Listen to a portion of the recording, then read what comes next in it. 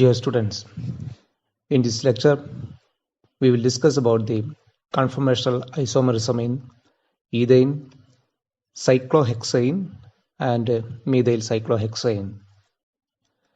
Ethane molecule is CH3CH3. To explain the conformational isomerism in ethane, we use a different kind of representation. In this slide, the representation what I have given is called Newman projection.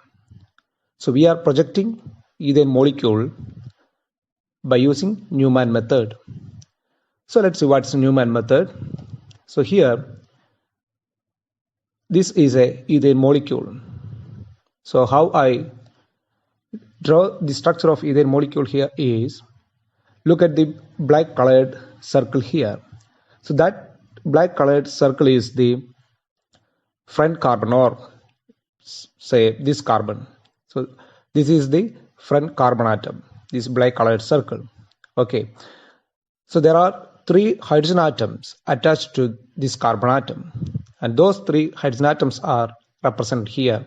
One is here, second one, and third one. So the red colored hydrogen atoms are the hydrogen atoms attached to this front carbon atoms. Okay, so this carbon atom is bonded to the second carbon atom or back carbon atom, and that back carbon atom is actually represented behind this circle, which we cannot see that. So for our convenience, we represent that carbon atom as the periphery of this circle. Okay, so that is the second carbon atom, and there are again 3 hydrogen atoms attached to the second carbon atom as well. So those 3 hydrogen atoms are represented by this purple color. So 1, 2, 3. Okay, so this is the representation of ethane molecule by using Newman projection. Now, here I have drawn a representation where all hydrogen atoms are far apart.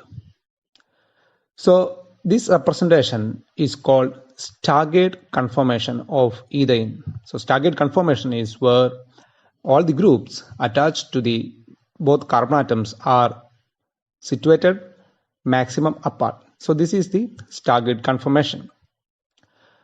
Now I am keeping this front carbon stationary. I am rotating the back carbon. That means the hydrogen atoms attached to the back carbon atom is getting rotated. So it's a free rotation because this is a carbon-carbon single bond. So the conformational isomerism is arising because of this free rotation. So if I am rotating the back carbon, keeping the front carbon as stationary, so I am rotating, for example, this back carbon atom by 60 degree. So if I am rotating 60 degree, what will happen is this hydrogen atom will come close to this hydrogen atom, and this hydrogen atom will come close to this hydrogen atom, and this one will come close to this hydrogen atom. So the representation what I am getting after 60 degree rotation in this direction, the representation will be like this. So what is the difference between these two? Here all hydrogen atoms are very close to each other, so that will create stereohindrance or crowdedness. And this conformation is called eclipsed conformation of ethane.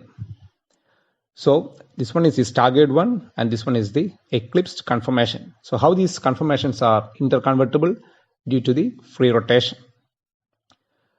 So you may think that why I rotated 60 degree?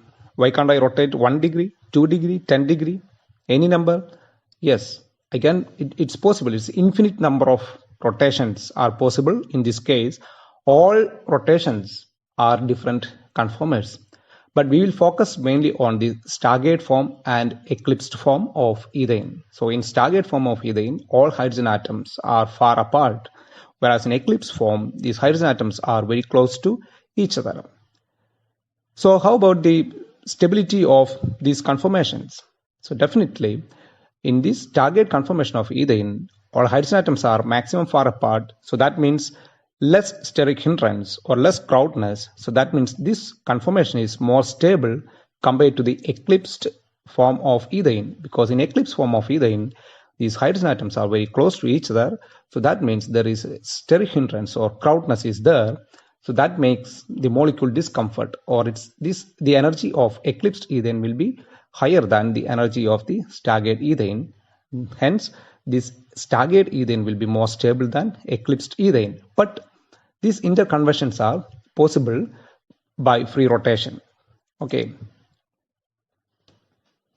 Now, I can also represent ethane molecule in another method, what is known as Sohor's projection. So this slide shows how ethane molecule is represented by using Sohor's projection. So this is the front carbon atom. This junction is the front carbon atom, which is bonded to the second carbon atom. Okay, and this front carbon atom has 3 hydrogen atoms, which I have represented here, and this back carbon atom also has 3 hydrogen atoms, which is represented by purple color.